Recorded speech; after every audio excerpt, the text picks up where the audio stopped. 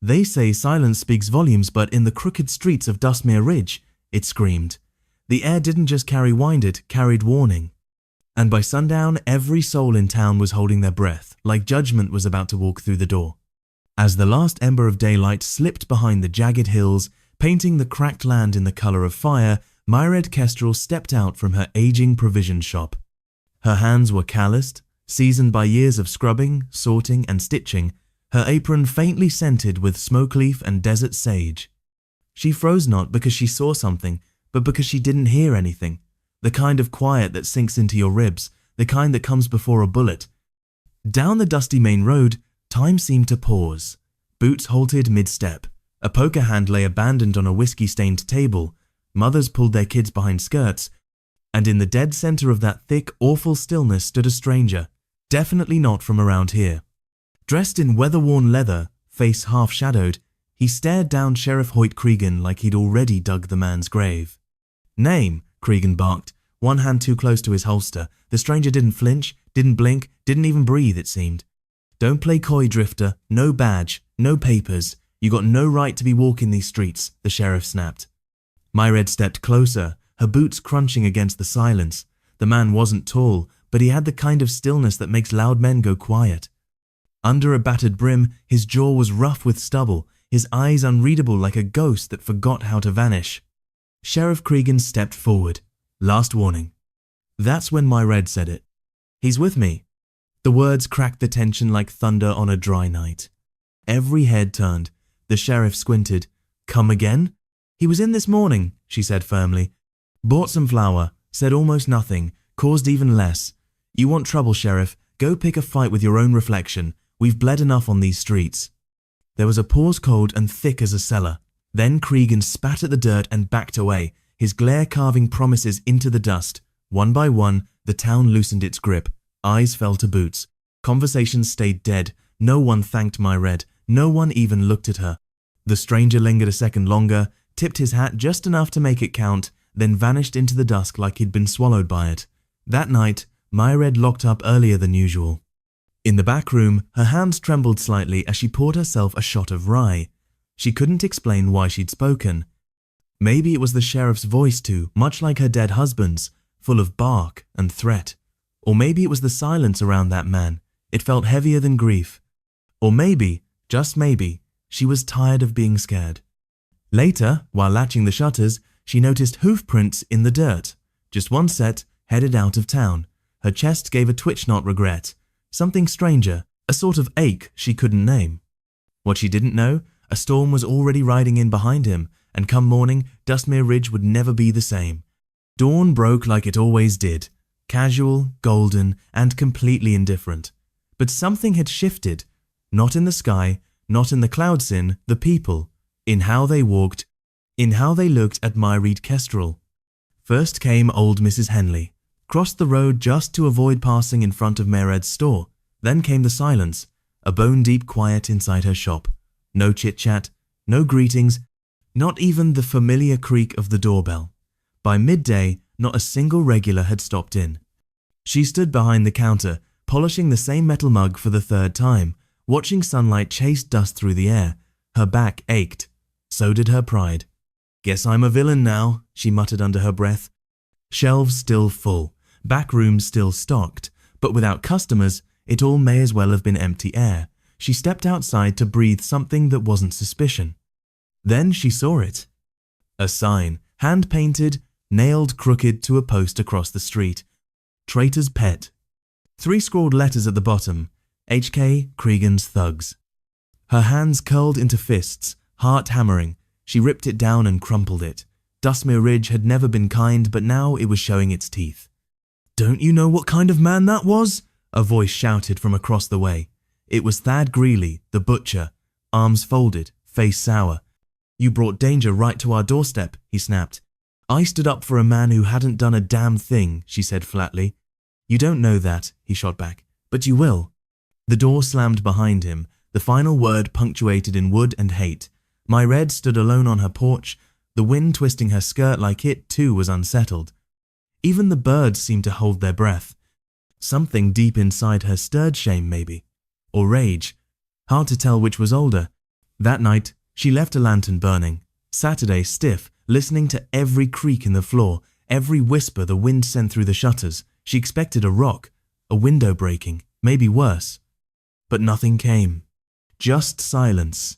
Long, thick, heavy.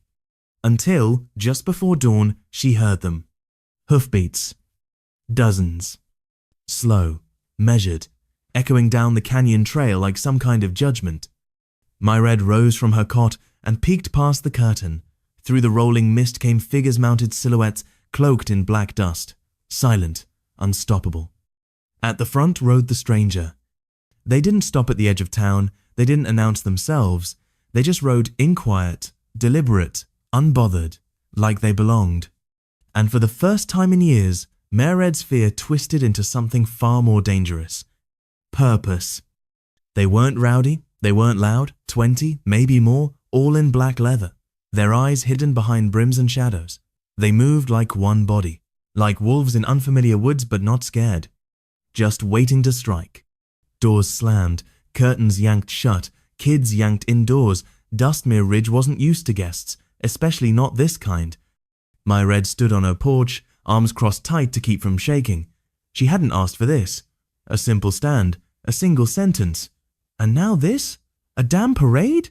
A number. It didn't feel like vengeance. It felt like message. They scattered across town in eerie sync. 2 lingered at the saloon. 3 planted themselves outside the sheriff's office. 1 tied his horse near the church and sat on the steps like he owned them. Another slid into the barber's chair and waited without a word.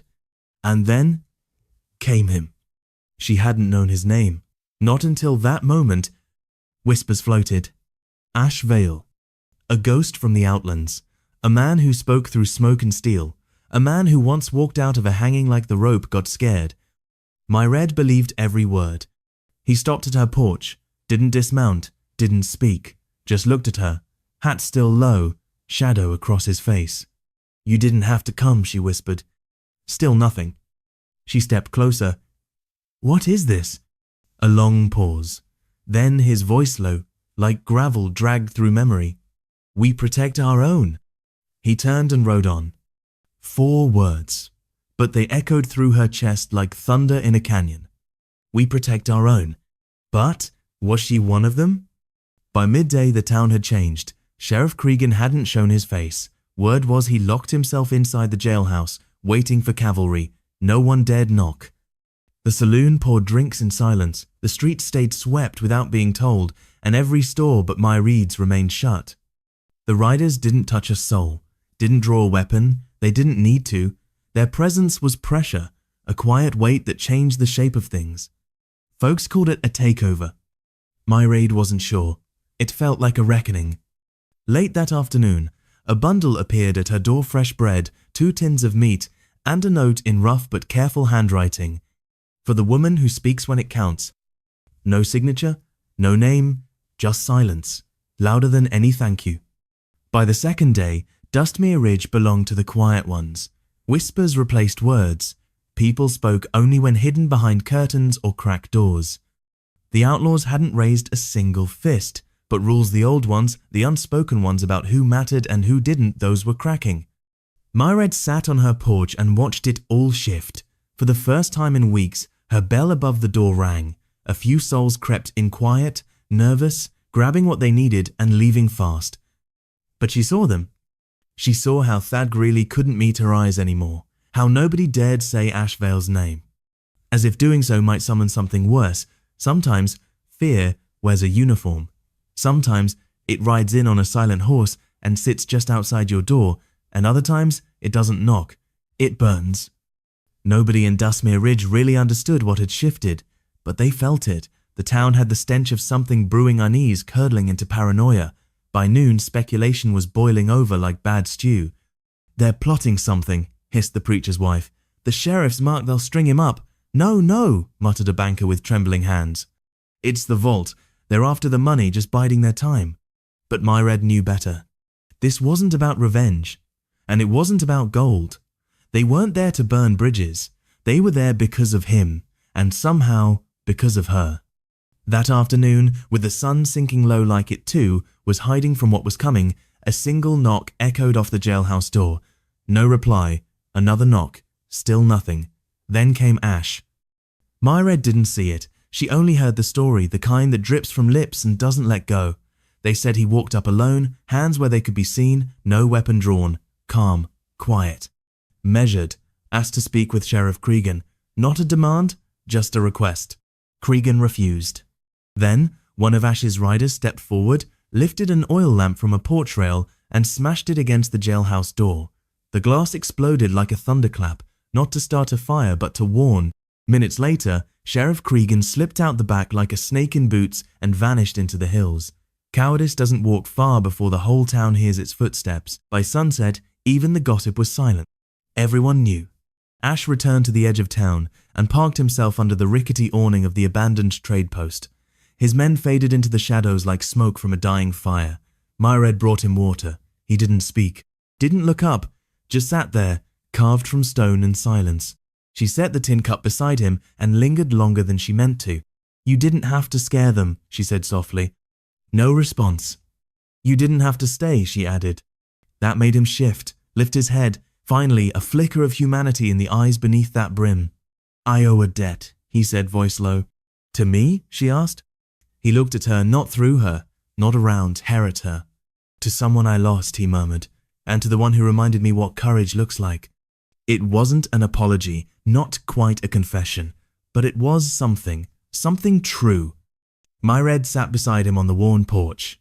Two quiet shapes in a town that was too proud to ask for help, too bitter to hide its shame. For the first time, she allowed herself to believe that maybe, just maybe, his silence wasn't emptiness. Maybe it was something sacred. The next few days blurred together like dust stirred by wagon wheels, uneasy, suspended in tension. The riders kept to the outskirts, camping by the canyon's lip, occasionally drifting into town in quiet pairs buying coffee, sipping at the saloon, never loud, never wrong, no crimes, no threats. Just presence. But Myred felt it, the weight of it all. Each time Ash passed her store, 1,000 questions itched behind her teeth, and each time she swallowed them. He had defended her. Nohei had redeemed her in front of a town that had called her a traitor. And still, not once did he explain why. Until the night he came back. It was after sundown. The knock was soft, almost hesitant. Myred opened the door to find Ash standing there, hat in hand. He looked different, not weakerela. I need to show you something, he said. She didn't ask, she just followed. They walked beyond town, past the cracked riverbed and the dried-out willows, toward the ruins of the old missionary chapel, the place where the wind forgot how to sing. Weeds grew tall, stone crosses laid crooked, and graves slept half-buried under decades of quiet. Ash stopped by a crumbling wall. He reached into his coat and pulled out a small tin box, handing it to her like it was heavier than iron. Inside was a letter, folded and worn with age, and a silver pindel, bent, shaped like an eagle mid-flight. Myred's breath caught. She knew that handwriting, every loop and line. Her brother, Tomas Kestrel. Her throat closed. Where did you get this? She whispered. Ash looked away. He gave it to me, he said, before he died. Her hands trembled. That's not possible, she choked. He vanished. 5 years ago, he was headed to Silver Gulch on a cattle run. No one ever… He didn't vanish, Ash cut in, voice low, raw. He was ambushed. Rustlers, dressed as marshals. I was riding with him. He took the shot that was meant for me. Myred staggered back. Her fingers clenched around the letter like it might disappear. I buried him myself, Ash continued. Swore I'd bring word to his family, but I couldn't face it. Couldn't face you. The silence that followed was deeper than sorrow. It held truth. You waited 5 years, she said, voice barely holding. I was a coward. She looked up, ready for excuses, but his eyes were soaked in nothing but regret. I've done dark things, Myred, he admitted, rode with men who wore silence like armor, but your brother, he was different. Ash stepped closer, pulled something else from his Paquita small ring, carved from wood and smoothed by hand. He made this, he said. Said you used to twist grass into rings when you were kids, said this one might last longer. Myred cradled it in her palm like it was made of glass. She wanted to scream, to slap him, to curse him for every year lost in the dark. Instead, she whispered, thank you. Ash bowed his head. No words followed, just the two of them, standing in the breath between memory and regret, and the wind curled around their feet, soft as a prayer. That night, Myred couldn't sleep. She sat cross-legged on the shop floor, the letter stretched across her lap, the carved ring nestled in her hand like it had always belonged there. A single oil lamp flickered nearby, painting trembling shadows along the walls. Her brother was truly gone. And yet, for the first time since his disappearance, she didn't feel alone. Ash had spoken the truth. She could see it in his eyes, steady even when soaked in sorrow. Somehow, through deserts and years, through violence and silence, he'd carried her memory. At dawn, Myred lit the stove, brewed a pot of coffee bitter enough to bite, and stepped outside into the morning air. That's when she smelled the smoke. Not from her chimney, from her barn. She dropped the mug and ran barefoot across the dry grass. Flames licked greedily at the wall's red tongues against a pale sky. The barn she used for winter stores, dried goods, and animal feed was already halfway swallowed. It cracked and groaned like it was approaching the end. She snatched a bucket and sprinted for the well. Too late. By the time she turned back, the roof collapsed in a roar of fire and ash. The bucket hit the ground behind her, rolling into silence. Ash appeared beside her. He didn't speak, didn't ask, just stared at the smoking wreck. His jaw was clenched, his fists balled tight. Someone had sent a message, and everyone in town could read it loud and clear. You don't belong here anymore. Myred breathed in shallow, smoke-threaded gasps, her eyes stinging from the ashes that still danced in the air. She didn't speak for a moment, just stood there with her grief rising like heat from scorched earth. I should have seen this coming, she muttered. Ashvale said nothing. They hate me now for picking a side. Still, no reply. She turned to face him, voice suddenly sharp and raw.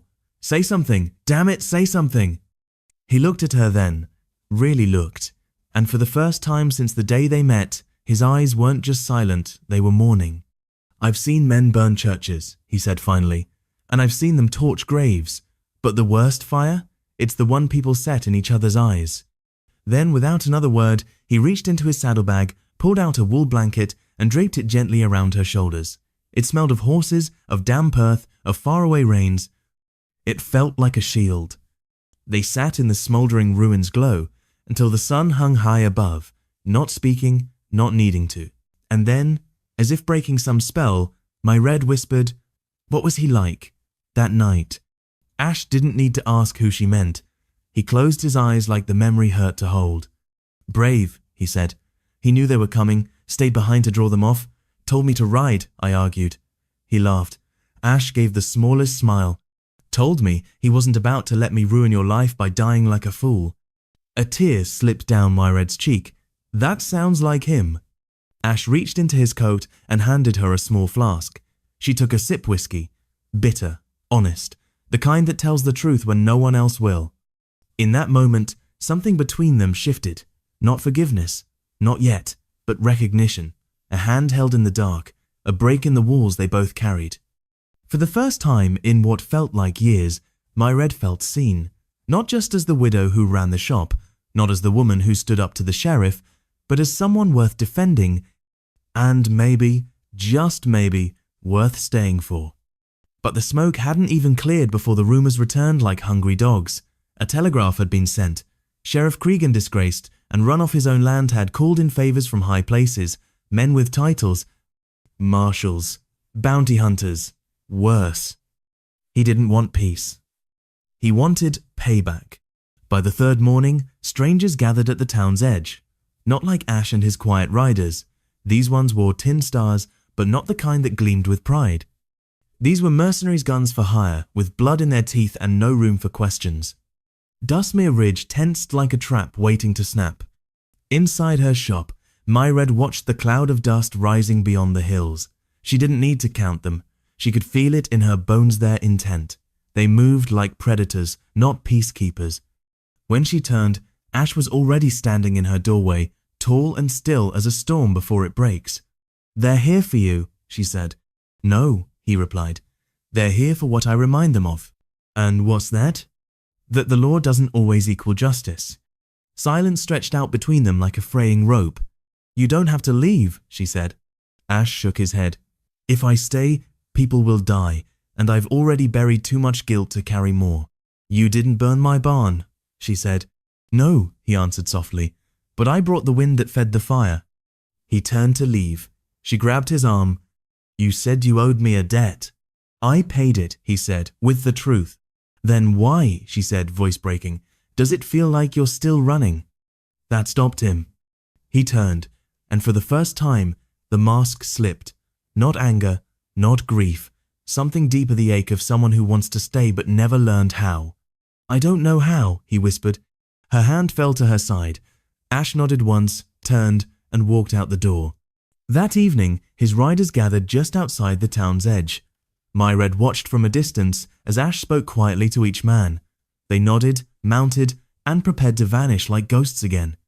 She could feel it, this was the end. Or maybe the start of another kind of exile.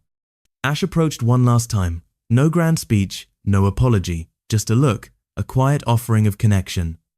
Myred reached into her pocket, pulled something out, and slipped it into his hand, the wooden ring. You carried his memory, she said. Now carry mine. He closed his fist around it, jaw clenched, eyes unreadable, and then he rode off. No farewell, no hero send-off.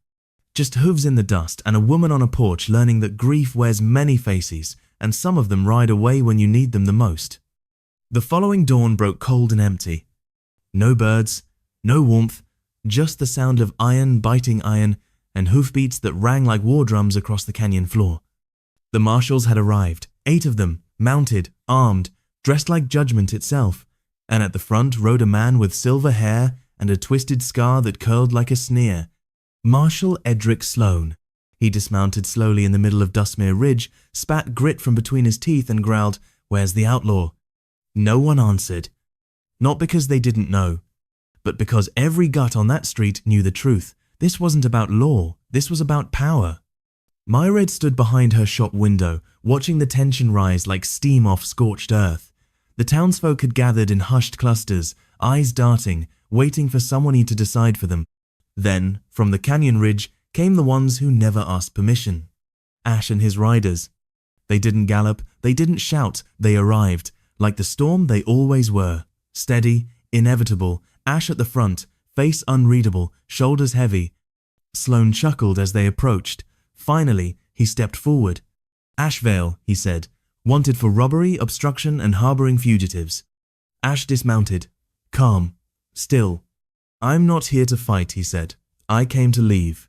You'll leave in chains. That's when Myred stepped forward. Fast. Too fast for fear to stop her. She planted herself between Ash and the marshals. The crowd gasped.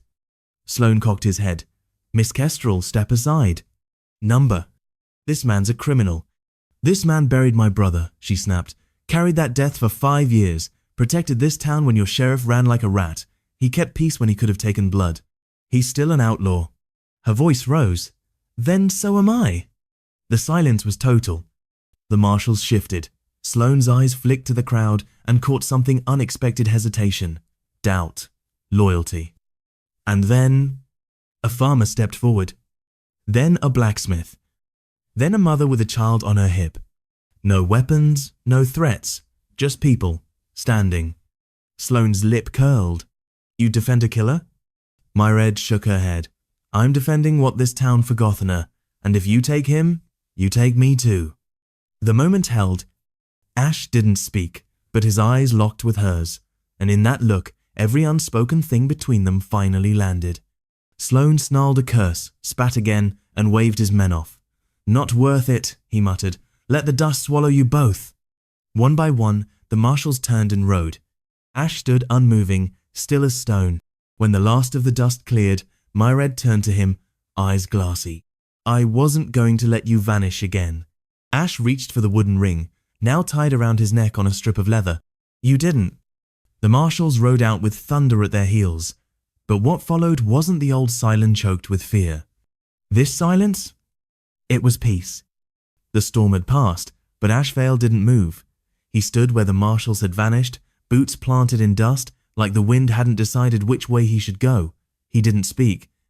He didn't breathe loud enough to hear. And Myred didn't ask him to. Instead, she walked to his side and took his hand, not to pull him back, not to lead him forward, just to say you're not alone anymore. The rhythm of Dustmere Ridge didn't return all at once. Some doors stayed locked, some reopened with a creak and a cautious glance. The town didn't heal overnight, but at least it stopped bleeding. And Mariachi rebuilt. The barn was gone, eaten by fire, but its foundations still held. Ash offered his riders to help, but she shook her head with a quiet smile. "You ride," she said. "I stay." Still, he didn't ride far. Ash and a few of his men camped out near the pine grove, just a mile from town. He came to her store from time to time early, before anyone was stirring, always quiet. Always bringing something or fixing something. He never stayed long, but he always returned. One evening, with the sun curling behind the skeleton frame of her newly raised barn, Ash appeared with a burlap sack slung over his shoulder. "Brought you something," he said. He untied it, and from inside he pulled a young apple tree thin, crooked, its roots bundled in wet cloth. Myred blinked. "What's this?" "For the soil you saved," he said simply, "for what still might grow." Together they planted it, just the two of them kneeling in the dirt, their hands working side by side, no ceremony, just reverence. The tree was bent and a little scraggly, but it was alive. That night they sat on her porch as the moon rose above the fields. Ash rolled the wooden ring between his fingers, slow and thoughtful. "I never planned to come back," he said. "I never planned to care again," she replied. Neither of them laughed, but when their hands brushed, it felt like something braver than laughter passed between them. Ash turned to her. "You ever wonder why people like us never fit in anywhere?" Myred shook her head. "Number, I think we're meant to build the places we belong to." He didn't answer right away, just nodded slowly, and stayed. Spring crept into Dustmere Ridge like a secret whisper to the soil. The wind softened, the ground warmed, wildflowers crept up the hills like guests returning after years away. And behind the barn, the little apple tree bloomed its pale pink blossoms like medals worn by survivors. The town still watched Myred with cautious eyes. Some nodded now, some kept their distance, but few dared to speak her name with pity anymore. They said it with respect. Ash never moved into her home. That wasn't his way. He came and went with the weather, but he always circled back before the seasons changed. He still wore silence like a cloak, but it no longer weighed him down. With Myred, he didn't need words to be known. He built a corral behind the barn, reshingled the church roof one morning without being asked, helped an old man shoe a stubborn mule and disappeared before the thanks could find him. He never asked for belonging, but it found him anyway. One warm afternoon, months after the fire and fury had passed, a young boy wandered into Myred's shop, clutching a folded newspaper. "Miss Kestrel," he asked, "is it true that Mr. Vale was wanted in 3 territories?" She smiled softly, took the paper, and folded it with care. "Sometimes," she said, "people are wanted before they're truly seen." That evening the wind danced through the apple tree's blooming branches. Myred stood beneath it, watching the ridgeline, knowing without knowing. And then she saw him. Ashvale riding in. Hat low, back straight, quiet as ever. But this time he wasn't coming as a fugitive. He was coming home. Sometimes the people the world fears most are the ones who carry its quietest truths. Sometimes silence isn't to avoid its depth. And sometimes love doesn't arrive with roses or promises. It doesn't shout. It rides in quietly, roots itself deep in broken ground, and waits patiently to bloom. If this story stirred something in you, leave a comment below. Have you ever met someone who changed your life without even saying a word? And don't forget to subscribe for more stories of quiet strength, unlikely redemption, and the kind of love the wild frontier never forgets.